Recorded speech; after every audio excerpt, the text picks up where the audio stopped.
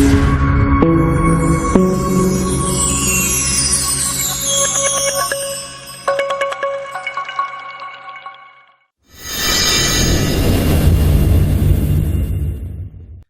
साथियों, आज हम लोग इस वीडियो में समझेंगे ऑर्स्टेड के नियम। और ऑर्स्टेड के नियम से संबंधित जैसे मैक्सवेल का नियम आ जाएगा, फिर फ्लेमिंग का नियम आ जाएगा, तो आज इस सब के बारे में हम लोग विस्तार से समझेंगे। एक्चुअली में ऑर्स्टेड कहता है, ऑर्स्टेड एक वैज्ञानिक थे। ये कहते थे कि अगर किसी चालक मतलब होता है कि जिससे विद्युत धारा प्रवाहित हो जाए उसे हम लोग चालक कहते हैं। तो अगर किसी चालक से हम लोग विद्युत धारा को प्रवाहित करते हैं तो इसके इर्द गिर्द यानी कि चारों ओर चुंबकीय क्षेत्र उत्पन्न हो जाएगा। चुंबकीय क्षेत्र मतलब क्या होता है? आकर्षण या विकर्षण बल उत्पन्न हो जाएगा। आई मेरी बात समझ। तो इसलिए तो अगर कोई तार है, जैसे बिजली का तार है, पहला फेज ये है, दूसरा फेज ये है, तीसरा फेज ये है, ठीक है। तो अब क्या देखते हैं कि यहाँ इस तार और इस तार के बीच में स्पेसर लगाया जाता है। लकड़ी लगा दिया जाता है ना, या नहीं तो कोई स्पेसर जैसा वस्तु लगा दिया जाता है। इसको स्पेसर कहते हैं। क्यों? क्योंकि ये तार अगर इस तार से विद्युत धारा प्रवाहित हो रही है तो इसका मतलब इसके चारों ओर चुंबकीय क्षेत्र उत्पन्न हो रहा है। अब इस चालक में चुंबकीय क्षेत्र किधर होगा, इसकी दिशा को ज्ञात करने के लिए फ्लेमिंग साहब आए और मैक्सवेल साहब आए। उन्होंने चुंबकीय क्षेत्र की दिशा को ज्ञात करने का नियम दिया। आई मेरी बात समझ में? तो सबसे पहले हम लोग ऑर्स्टेड के नियम को समझते हैं। ऑर्स्टेड का नियम क्या कहता है कि इस नियम के अनुसार जब किसी चालक से विद्युत धारा प्रवाहित की जाती है तो उस चालक के चारों ओर चुंबकीय क्षेत्र उत्पन्न हो जाता है। आई मेरी बात समझ में? अब हम लोग एक प्रयोग करके समझते हैं कि ये ऑर्स्टेड ने कैसे कह दिया, ऐसे कैसे कह देगा। तो इन्होंने एक प्रयोग किया। प्रयोग क्या किया, चलिए समझते हैं। पहले सबसे पहले एक तार को लिया, ठीक है। ये तार जो है उत्तर दक्षिण की तरफ रखा। उत्तर दक्षिण मान लेते हैं, ये है आपका ये उत्तर, और ये हुआ दक्षिण, और ये हुआ आपका पश्चिम, और ये हुआ आपका पूरब, ठीक है। तो हम उत्तर दक्षिण में एक तार लेंगे। हम जो है उत्तर की तरफ एक तार को तान देंगे। ए और बी एक तार है, ठीक है। हम ऐसे समझाते हैं। मान लीजिए ये तार है, तो हम इसको तो ऐसे तो हम बना नहीं सकते हैं, तो हम ऐसे बना दें। समझ जाइएगा कि ये उत्तर और दक्षिण की तरफ है। देखिए ना, ये अरे ये उत्तर, ये तार कैसा है, उत्तर और दक्षिण की तरफ है कि नहीं, समझ पा रहे? तो हम ये उत्तर और दक्षिण की तरफ एक तार लिए ए बी, और इस तार के नीचे एक चुंबकीय सुई, देखिए ये एक चुंबकीय सुई है, ठीक है। एक चुंबकीय सुई को लिए, तो इसके नीचे इस तरह का चुंबकीय सुई बनाएंगे, और ये हुआ आपका चुंबकीय छड़। इसको बोलेंगे चुंबकीय छड़, और इसको बोलेंगे चुंबकीय सुई। तो हम इस तरह का एक चुंबकीय सुई लिए, ठीक है। इसको रख दिए हैं एक मेज पर या कोई भी सामान पर रख दिए। अब जब इसमें ए बी से, मान लीजिए इसको बैटरी से जोड़ देते हैं, इसको बैटरी से हम जोड़ देते हैं। अभी इसमें धारा प्रवाहित नहीं हो रहा है, ए बी तार में अभी धारा प्रवाहित नहीं हो रहा है, समझ पा रहे? इस तार में अभी धारा प्रवाहित नहीं हो रहा है। तो जब धारा प्रवाहित नहीं हो रहा तो मित्रों चुंबक की दिशा किधर होगी? चुंबक जो खड़ा होगा, जो चुंबक का जो सुई होगा वो नॉर्थ साउथ, वो किधर होगा? उत्तर दक्षिण की तरफ। किधर होगा? उत्तर दक्षिण की तरफ। यानी कि ये जो सुई होगा, चुंबकीय सुई होगा, वो उत्तर और दक्षिण की तरफ होगा, पश्चिम पूर्व की तरफ कभी नहीं होगा। क्यों? चूंकि पृथ्वी भी एक चुंबक है। अगर पृथ्वी के ऊपर कोई चुंबक को रखते हैं तो चुंबक जो है ऑटोमेटिक उत्तर दक्षिण की तरफ उसका सिरा चला जाता है। आई मेरी बात समझ में? तो जब इससे धारा प्रवाहित नहीं कर रहे हैं तो इसका सिरा किधर था? उत्तर और दक्षिण की तरफ। लेकिन ससुरा जैसे हम इसमें धारा प्रवाहित करते हैं, ए और बी में जैसे हम धारा प्रवाहित करें, देखिए ये चुंबक कहां है? तार के नीचे है, ठीक है। जैसे हम ए बी तार में धारा को प्रवाहित करते हैं, ये चुंबक इस तरह सीधा हो जाता है, सीधा हो जाता है। नहीं बना पा रहे हैं इसको, ठीक है। ये चुंबक कैसा हो जाता है मित्रों? सीधा हो जाता है, चुंबक लंबवत हो जाता है। यानी कि हम कह सकते हैं कि ये चुंबक का जो दिशा जो है पश्चिम पूर्व की तरफ हो जाता है। समझ पा रहे? जैसे हम ए बी में धारा प्रवाहित करते हैं तो चुंबक जो है विक्षेपित हो जाता है, घूम जाता है, और इसकी दिशा चेंज हो जाती है। यानी कि हम कह सकते हैं कि ये लंबवत भी हो सकती है। आई मेरी बात समझ में? अब ये हम कहा चुंबक को कहां रखे? नीचे रखे हैं, और धारा कहां? ऊपर प्रवाहित कर रहे हैं। लेकिन अब क्या करेंगे? चुंबक को अब यहां इस जगह पर रखेंगे। अब चुंबक को जब इस जगह यानी कि तार के ऊपर रहेंगे, तो तार के ऊपर जब रखेंगे तो उस समय जब ए बी में धारा प्रवाहित करेंगे तो उस समय भी विक्षेपित होगी, लेकिन अभी उल्टा हो जाएगा। जैसे यहां अगर नॉर्थ इधर था, जैसे अगर नीचे तार के अगर नीचे रखे थे तो नॉर्थ इधर था तो साउथ इधर था, लेकिन जैसे हम ऊपर किए तो साउथ इधर हो जाएगा और नॉर्थ इधर हो जाएगा, यानी कि उल्टा हो जाएगा। आई मेरी बात समझ में? यानी कि हम कह सकते हैं कि चुंबकीय सुई जो है धारा की दिशा पर निर्भर करती है, और साथ ही चुंबकीय सुई ऊपर है या नीचे है इस बात पर भी निर्भर करती है। क्या मेरी बात को समझ पा रहे? तो यही चीज को लिखना है इसमें कि यदि धारावाही चालक तार के इर्द गिर्द चुंबकीय क्षेत्र उत्पन्न होता है, उसे दिखाने के लिए ऑस्टेड के प्रयोग का वर्णन करें मित्रों। तो क्या हम इसको लिख डालें?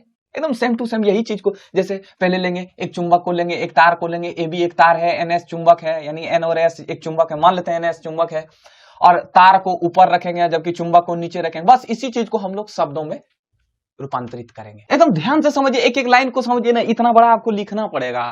समझ पा रहे हैं? हम क्या करें, इसको लिखना पड़ता है, खाली समझ लीजिएगा ना तो आपको याद करने की जरूरत नहीं पड़ेगा। ऑस्टेड ने प्रयोग किया, क्या किया कि एक चालक तार को, एक तार लिया, ये तार लिया, ए बी एक तार है, ठीक है, एकदम हम ठेठ भाषा में समझा है। इसको उत्तर दक्षिण दिशा में तान दिया। किधर ताना? उत्तर और दक्षिण दिशा में तान दिया। और तार के ठीक नीचे एक चुंबकीय सुई NS रखा जाता है। ये तार के नीचे ये N और S, ये N हुआ और ये S, यानी कि हम चुंबक को ही मान लेते हैं ये नॉर्थ पोल और ये साउथ पोल, NS बोले कोई दिक्कत, NS रख दी जाती है। ये तार के नीचे, ये चुंबक जो है ये तार के नीचे है, ये तार हुआ, इसके नीचे चुंबक है, ठीक है। जब तार से धारा प्रवाहित नहीं होती है तब सुई पृथ्वी, यानी कि चुंबकीय सुई जो है, यहाँ चुंबकीय सुई होगा, तो चुंबकीय सुई किधर होगा मित्रों? उत्तर और दक्षिण की दिशा तरफ। यानी कि अगर हम मान ले ये क्षण चुंबक है, तो ये क्षण चुंबक को अगर हम एक धागा में अगर इस तरह बांध दें, इस धागा में अगर बांध दें और इसको इसे लटका दें, तो इसका दिशा जो है, यानी कि इसकी जो दिशा होगी वो उत्तर और दक्षिण की तरफ होगी, पश्चिम और पूर्व की तरफ नहीं खड़ा होगा। ये जब भी खड़ा होगा तो उत्तर और दक्षिण की तरफ खड़ा होगा। आई मेरी बात समझ में? तो सुई जो है पृथ्वी के चुंबकत्व, पृथ्वी एक चुंबक है, तो चुंबकत्व के कारण उत्तर दक्षिण की दिशा में स्थिर रहती है। चुंबक किधर रहेगा? उत्तर दक्षिण की दिशा में स्थिर रहता है। समझ गए मेरी बात को? यानी कि हम कह सकते हैं कि ए बी एक तार लिए और इसके नीचे चुंबक को रखें, और जब इसमें ए बी में धारा प्रवाहित नहीं कर रहे हैं तो चुंबक उत्तर और दक्षिण दिशा की तरफ खड़ा है। समझ पा रहे? फिर जब तार, अब देखिए यहां धारा को प्रवाहित नहीं किए, अब यहां धारा को प्रवाहित करते हैं। जब तार ए बी में धारा प्रवाहित की जाती है तब सुई विक्षेपित हो जाता है। अब ये तार है, उत्तर और दक्षिण की दिशा तरफ है चुंबक, और तार भी उत्तर दक्षिण की दिशा तरफ है। तो जब हम इसमें धारा को प्रवाहित करते हैं तो ये ससुराल इस तरह होता है, यानी कि ये चुंबकीय सुई जो है विक्षेपित हो जाता है, लंबवत हो जाता है, 90 डिग्री का एंगल बना लेता है। तो वही लिखे हैं कि तब सुई विक्षेपित होकर लगभग तार के लंबवत हो जाती है, यानी कि इसके क्या हो जाती है? लंबवत हो जाती है। तार से होकर प्रवाहित धारा की दिशा को उलट देने पर, अब देखिए, अब धारा इधर प्रवाहित हो रही है तो इधर हुआ, लेकिन अब धारा को पलटाएंगे कि अब ए से बी में जाएंगे। अब बी से ए में जा रहा था, अब ए से बी में धारा प्रवाहित होगी। तो अगर हम धारा को उलट देने पर भी सुई का विक्षेप तार के लंबवत तो होता ही है, पर इस बार सुई के ध्रुवों की स्थिति पहली बार की स्थिति की अपेक्षा विपरीत रहती है। जब धारा को हम इधर करेंगे तो विक्षेपित ही होगा, लेकिन ये हो जाएगा साउथ पोल और ये हो जाएगा नॉर्थ पोल। समझ पा रहे? इसी तरह लंबवत ही होगा। अगर मान लो धारा बी से ए में जा रहा है, धारा किधर जा रहा है? बी से ए की तरफ जा रहा है, तो NS इस तरफ है, लंबवत है।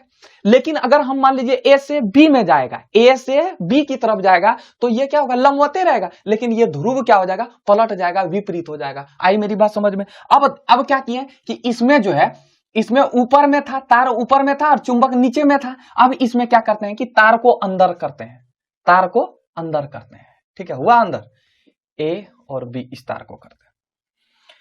अब धारा की दिशा को समान रखते हुए जब तार को, अब धारा की दिशा इसमें भी समान रखते हैं, जिस तरह इसमें रखें उस तरह इसमें भी रखेंगे। तो जब धारा की दिशा को समान रखते हुए जब तार को क्रमशः सुई के ऊपर या नीचे रखकर प्रयोग दोहराया जाता है तो सुई विपरीत दिशा में विक्षेपित होता है। तो सुई किधर होता है? विपरीत दिशा में विक्षेपित होता है। यानी कि यहाँ दो चीज पर निर्भर कर रहा है। देखने धारा की दिशा में जैसे परिवर्तन कर रहे हैं तो देखिए चुंबकीय सुई के ध्रुवों में भी परिवर्तन आ रहा है। और दूसरा, और जैसे हम लोग ऊपर या नीचे करते हैं, तार को अगर ऊपर रखें और चुंबकीय सुई को नीचे रखें, और चुंबकीय सुई को कभी ऊपर रखते हैं और तार को नीचे रखते हैं, तो इसमें भी दिशा का परिवर्तन होता है।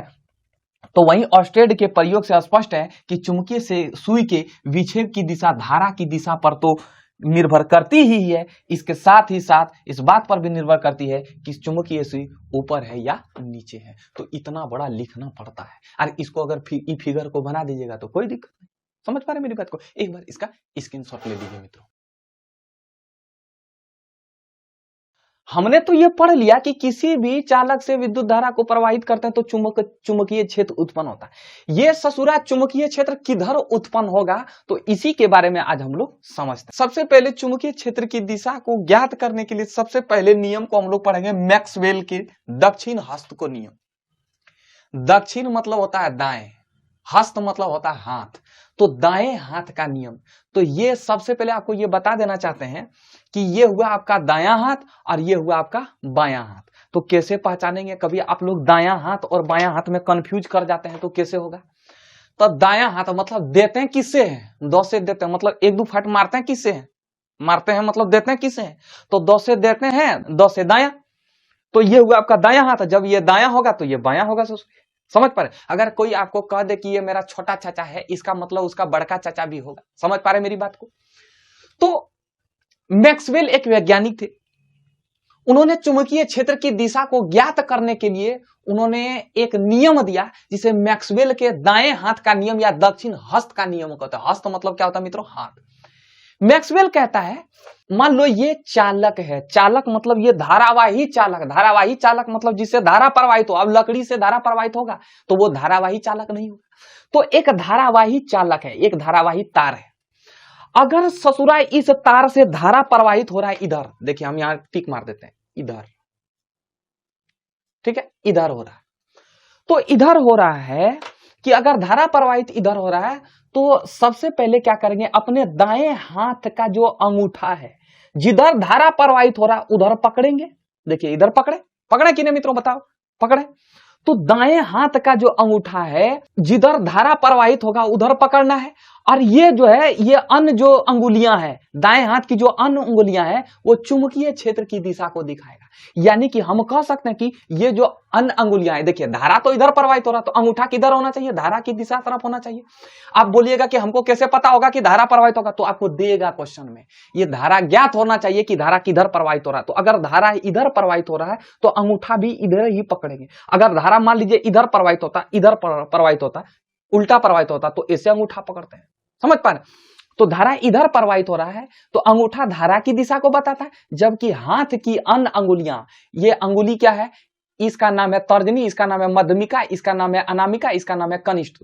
तो दाएं हाथ की अन्य अंगुलियां चुंबकीय क्षेत्र की दिशा को बताएगा। आई मेरी बात समझ में। तो वही लिखे हैं कि यदि धारावाही तार को दाएं हाथ की मुट्ठी में, दाएं हाथ की मुट्ठी में इस प्रकार पकड़ा जाए, अंगूठा धारा की दिशा को ओर संकेत करता है, ये अंगूठा धारा की दिशा की ओर संकेत करता है, तो हाथ की अन्य अंगुलियां चुंबकीय क्षेत्र की दिशा को संकेत करेगा। यानी कि जो चुंबकीय क्षेत्र इधर से लग रहा है, देखिए ये देखिए, ये जो अन्य अंगुलियां हैं इधर लग रहा है ना, तो चुंबकीय क्षेत्र इधर ऐसे लग रहा है। समझ पा रहे हैं। अगर मान लीजिए ये हम चेंज कर देते हैं, ऐसे कर देते हैं, तो ऐसे हो जाता, धारा इधर से इधर प्रवाहित। अगर धारा इधर से इधर प्रवाहित हो रहा है तो अंगूठा इधर पकड़ेंगे। अब ये चुंबकीय क्षेत्र, यानी कि ये जो है अन्य अंगुलियां इस तरह हो जाएगा, तो हम कह सकते हैं कि चुंबकीय क्षेत्र ऐसे लग रहा है। समझ पा रहे मेरी बात को। तो मैक्सवेल के नियम अनुसार दाएं हाथ की अंगूठा धारा की दिशा को बताता है, जबकि अन्य अंगुलियां जो है चुंबकीय क्षेत्र की दिशा को बताता है। क्या मित्रों यह कंप्लीट हुआ। अब एक बात समझने की कोशिश करो भाई। देखिए ये हाथ है, हाथ में जितनी भी अंगुलियां हैं, ये सभी का नाम है। इसको बोलते हैं अंगूठा, इसको बोलते हैं तर्जनी, इसको क्या बोलते हैं, तर्जनी। और ये देखिए बीच में है ना, तो बीच को हम लोग मध्य बोलते हैं, इसलिए इसका नाम है मध्यमिका। क्या बोलते हैं इसको, मध्यमिका। और ये हुआ अनामिका, और ये हुआ कनिष्ठ, इसको लिटिल। कनिष्ठ मतलब होता है छोटा, सबसे छोटा कौन है, ये है। अब बोलेगा कि ये भी तो छोटा, नहीं, ये अंगूठा है, ठीक है। ये अंगूठा हुआ, ये तर्जनी हुआ, ये मध्यमिका हुआ, ये अनामिका हुआ, ये कनिष्ठ हुआ। समझ पा रहे हैं मेरी बात को। तो अब यहां देखिए आपको 3 अंगुली का नाम जानना है। ये हुआ आपका अंगूठा, ये हुआ तर्जनी मध्यमिका, अंगूठा तर्जनी मध्यमिका, अंगूठा तर्जनी मध्यमिका। 4-5 बार बोलिएगा, याद हो जाएगा। समझ पा रहे। अब देखिए फ्लेमिंग साहब आए, उन्होंने ससुरा 2 नियम दिया, एक बाएं हाथ का नियम और दूसरा दिया दाएं हाथ का नियम। अब ये हुआ आपका दाएं हाथ, तो फ्लेमिंग का वाम हस्त, वाम हस्त मतलब बायां हाथ, ये हुआ बायां हाथ। फ्लेमिंग कहता है कि यदि बाएं हाथ का अंगूठा, बाएं हाथ का अंगूठा, तर्जनी मध्यमिका को एक दूसरे से लंबवत फैलाएं। भैया लंबवत कैसे, लंबवत मतलब 90 डिग्री, लंबवत कैसे होगा, तो ये हुआ अंगूठा, ये हुआ अंगूठा। अब देखिए ये हुआ आपका तर्जनी, इसको लंबवत फैलाएं। देखिए ऐसे लंबवत हुआ कि लंबवत मतलब होता है इसके सीधा सीधी, लंबवत मतलब होता है 90 डिग्री। अरे ऐसे होता है लंबवत, लंबवत ऐसे होता है, इसी को ना हम लोग बोलते हैं 90 डिग्री कोण। 90 डिग्री कोण को ही हम लोग बोलते हैं लंबवत। तो लंबवत फैलाएं, देखिए ये लंबवत हुआ। अब ये जो है इसके भी लंबवत होना चाहिए, तो इसके लंबवत ये हुआ कि नहीं, देखिए इसके लंबवत ये हुआ और इसके लंबवत ये हुआ। समझ पा रहे, देखिए समझ पा रहे, हमको तीन अंगुली की जरूरत है। देखिए ऐसे कर पाएंगे ना मित्रों। तो बोलता है कि दाएं हाथ के अंगूठा, तर्जनी और मध्यमिका को एक दूसरे के लंबवत फैलाएं। एक दूसरे के क्या फैलाएंगे, लंबवत। तो जब लंबवत फैलाएंगे तो अंगूठा जो है ना, अंगूठा जो है धारावाही चालक पर लगे बल की दिशा को बताएगा, और दूसरा तर्जनी जो है ना चुंबकीय क्षेत्र की दिशा को बताएगा, और मध्यमिका जो है चालक में बहने वाले विद्युत धारा की दिशा को बताएगा। इसमें शॉर्ट में नियम समझिए, ये फोर्स को बताएगा, फोर्स मतलब बल को बताएगा, ये ससुरा चुंबकीय क्षेत्र की मैग्नेटिक फील्ड को बताएगा, और ये जो है चालक में बहने वाली यानी कि विद्युत धारा को आई को बताएगा। समझ पा रहे हैं मेरी बात को, यानी कि हम इसको कह सकते हैं ये फोर्स को बताएगा, ये जो है अंगूठा फोर्स को बताएगा, और तर्जनी जो है चुंबकीय क्षेत्र की दिशा को बताएगा, यानी एम मैग्नेटिक फील्ड को बताएगा, जबकि मध्यमिका जो है ये विद्युत धारा की दिशा को बताएगा। आई मेरी बात समझ में। अब चलते हैं फ्लेमिंग के दाएं हाथ का नियम, यानी कि दक्षिण हस्त का नियम। बस कुछ नहीं, याद रखिएगा कि सब में तर्जनी जो है चुंबकीय क्षेत्र की दिशा को बताएगा, सब में। इसमें भी चुंबकीय क्षेत्र की दिशा को बता रहा है, और इसमें भी चुंबकीय क्षेत्र की दिशा को बता रहा है। इसमें भी, इसमें जो है बाएं हाथ के अंगूठे को एक दूसरे को लंबवत फैलाए थे, इसमें दाएं हाथ के एक अंगूठे को एक दूसरे के लंबवत फैलाएंगे। तो देखिए फैला दिए, तो जब फैलाते हैं तो अंगूठा चालक की गति की दिशा को बताता है, और तर्जनी जो है चुंबकीय क्षेत्र की दिशा को बताएगा, जबकि मध्यमिका जो है प्रेरित धारा की दिशा को बताएगा। प्रेरित धारा मतलब छोटी सी धारा को, मतलब कम धारा को, कम वोल्टेज को, यानी कम वोल्टेज के लिए विद्युत वाहक बल यूज करते हैं। तो प्रेरित धारा मतलब छोटी धारा को हम लोग बोलते हैं प्रेरित धारा। प्रेरित धारा की दिशा को कौन बताता है, मध्यमिका। यानी कि हम कह सकते हैं कि ये भी धारा की दिशा को बताता है, यानी कि यहाँ धारा किस प्रकार की होती है, छोटी धारा होती है, छोटी धारा को हम लोग प्रेरित धारा कहते हैं। समझ पा रहे मेरी बात को। तो ये क्या बता रहा है मित्रों, चालक की गति की दिशा को बताता है, और ये क्या बता रहा है, मैग्नेटिक फील्ड को बता रहा है, और ये क्या बता रहा है, विद्युत वाहक बल या प्रेरित धारा को बता रहा है। छोटी सी धारा को हम लोग बोलते हैं प्रेरित धारा। समझ पा रहे मेरी बात को। तो एक बार इसका स्क्रीनशॉट लीजिए आप। अब देखिए हम कुछ क्रॉस किए और 0 0 डॉट डॉट से दर्शाएं। क्रॉस मतलब होता है कि चुंबकीय क्षेत्र किधर है, अंदर की तरफ है, चुंबकीय क्षेत्र अंदर की तरफ है, और इसमें जो है चुंबकीय क्षेत्र किधर है, बाहर की तरफ है। अब ध्यान से समझिए, हमने क्या बताया कि फ्लेमिंग के बाएं हाथ के नियम अनुसार ये जो है बल को बताता है, मतलब बाएं हाथ की अंगूठा बल को बताता है, जबकि ये ससुरा मैग्नेटिक फील्ड को बताता है, और ये विद्युत धारा की दिशा को बताता है। अब देखिए आपको क्वेश्चन पूछेगा कि चुंबकीय क्षेत्र अंदर की तरफ है, तो ये देखिए ये अंगूठा क्या बता रहा है, चुंबकीय क्षेत्र को बता रहा है।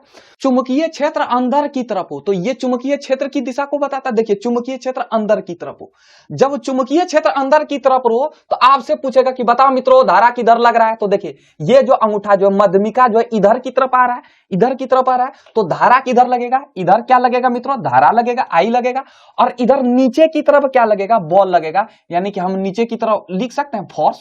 समझ पा रहे मेरी बात। तो कहेगा कि अगर चुंबकीय क्षेत्र अंदर की तरफ लगे तो धारा जो है पश्चिम की तरफ लगता है, जबकि विद्युत बल जो है वो किधर लगेगा मित्रों, वो दक्षिण की तरफ लगेगा। समझ पा रहे मेरी बात। अब देखिए इसमें क्या है कि इसमें चुंबकीय क्षेत्र बाहर की तरफ हो, तो चुंबकीय क्षेत्र बाहर की तरफ है, ये देखिए हम लिख लिए हैं, ये क्या है मित्रों, फोर्स बल, ये बल को दर्शाता है, ये मिट गया, ये जो है मैग्नेटिक फील्ड को दर्शाता है, और ये जो है विद्युत धारा को दर्शाता है। समझ पा रहे।